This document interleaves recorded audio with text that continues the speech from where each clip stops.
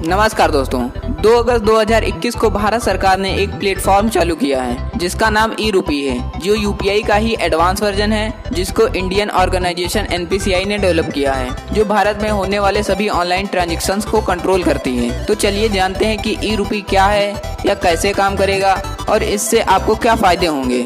E-rupee एक digital payment system है जो कि क्यूआर या एसएमएस पर आधारित कोड पर काम करेगा, जिसकी मदद से आप गूगल पे, फोन पे, Paytm, debit card, credit card का यूज किए बिना ही ट्रांजैक्शंस कर सकेंगे। लेकिन इसका यूज भारत सरकार या प्राइवेट ऑर्गेनाइजेशन के द्वारा चुने गए कुछ विशेष व्यक्ति ही कर सकेंगे, वो भी विशेष काम के लिए, हर कोई नहीं। अब बात कर लेते हैं कि यह काम कैसे करेगा। तो सुनिए, जब किसी व्यक्ति या समुदाय को आर्थिक मदद की आवश्यकता होगी तो भारत सरकार या अन्य कोई भी जो कोई आर्थिक मदद देना चाहता है, वह आर्थिक मदद के लिए कैश में रुपए न देकर उस व्यक्ति को उतने ही रुपए का एक क्यूआर कोड या एसएमएस कोड दे देगी। क्यूआर कोड स्मार्टफोन वाले यूजर को मिलेगा और एसएमएस कोड कीपैड फोन वाले यूजर्स को मिलेगा। ये क्यूआर और एसएमएस कोड एनपीसीआई के द्वारा डेवलप किए जाएंगे, जिनकी कुल संख्या 3 होगी, जिनमें से एक क्यूआर और एसएमएस कोड एनपीसीआई खुद अपने पास रखेगी और शेष बचे 2 क्यूआर और एसएमएस कोड में से एक कोड उस यूजर को मिलेगा जिसको मदद की आवश्यकता है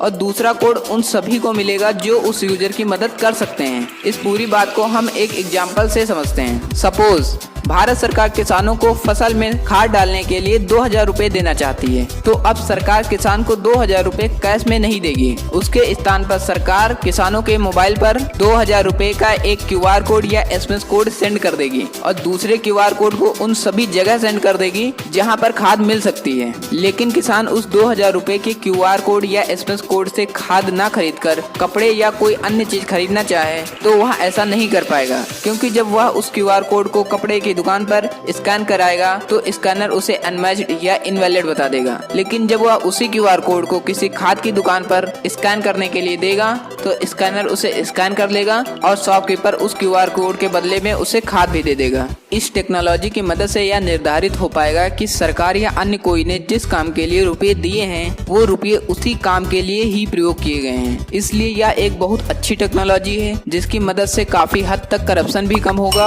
और हमारा देश उन्नति की दिशा में तेजी से बढ़ेगा।